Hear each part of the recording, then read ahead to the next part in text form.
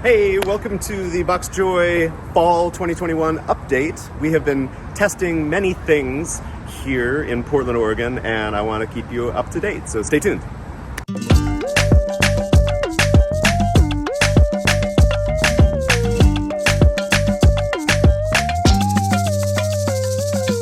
Just as a quick recap of what BoxJoy is, we are a project that is dedicated to set and forget, fill once hydroponic planters, and because of that, we focus primarily on salad greens. Salad greens are small plants that are short-lived, and that is perfect for a finite amount of water because we are only filling these containers once. So let me show you what we have going for fall greens, which will probably end up being all winter long greens for this rooftop in Portland, Oregon. I just got done making 3 videos of the 3 dominant families of greens, asters, amaranth, and mustard. So if you want to know about these, you can look at those videos, but these are about 5 weeks old from germination, and you can tell they are mighty happy. These are the same greens in my Hexagreen planters, which have a 5-gallon pail within. Here's a larger assortment of these Hexagreen planters. Not content with just salad greens, I have been exploring other plants that are perhaps a little larger and perhaps longer lived. And it is challenging because those things need more water, and we have stuck ourselves with this 5-gallon container. I have one plant that has completely been successful, and that is the small bush pea. There are 3 varieties right here, and they, you can tell, are very small. They are young, but this is about as big as they seem to get, and they just pump peas out.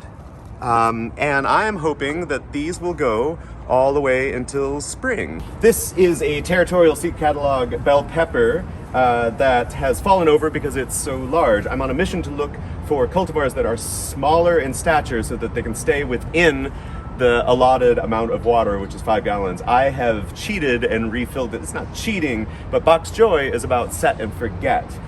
So I'm just trying, and I'm sharing my results. This plant is too large, but showing some promise.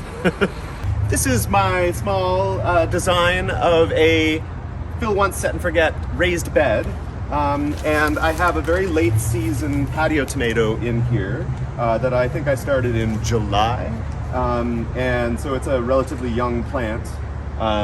But the way that I got around its desire for water is that I have 6 buckets in this structure here, and I've dedicated a plant for every 3 buckets by tying the buckets together with irrigation hose.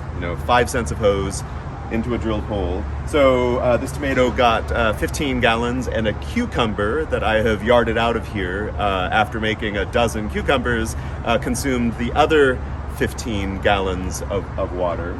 The structure is nice in the fact that it has a stout frame that I can put a cloche over. So this tomato is still happy and ripening in here.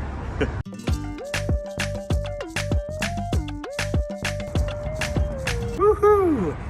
And here is what I am most excited about. So, in my quest to find cultivars of our household garden plants that we like the most that are dwarf or micro-dwarf, I've had the most success with tomatoes. There's a fellow down in Atlanta, I'll give his link down below, that sells an amazing assortment of tomatoes, including a section of micro-dwarf tomatoes that probably has over 30 varieties, 3 of which you see here. And a way to assist the possibility of having a pepper or a tomato plant, like these over here, be within the 5 gallons is to do some truncating of the size of the plant with the kind of bonsai measures. So one of them that I'm playing with right now is to constrict the roots with some sort of cylinder that would perhaps make the plant grow smaller. This is all very new to me, and I have fabricated these things here. They have different settings, so you could make it be different size tubes depending on how much you want to constrict. So I am excited next spring to try this constriction with the tomato plants to make them just slightly smaller in the attempt to keep them from consuming all of the finite water that we have. There you have it. That's the update. Thanks for watching. Please like and subscribe if you want to see more of the projects that we are exploring here at the BoxJoy Rooftop Test Gardens. Take care.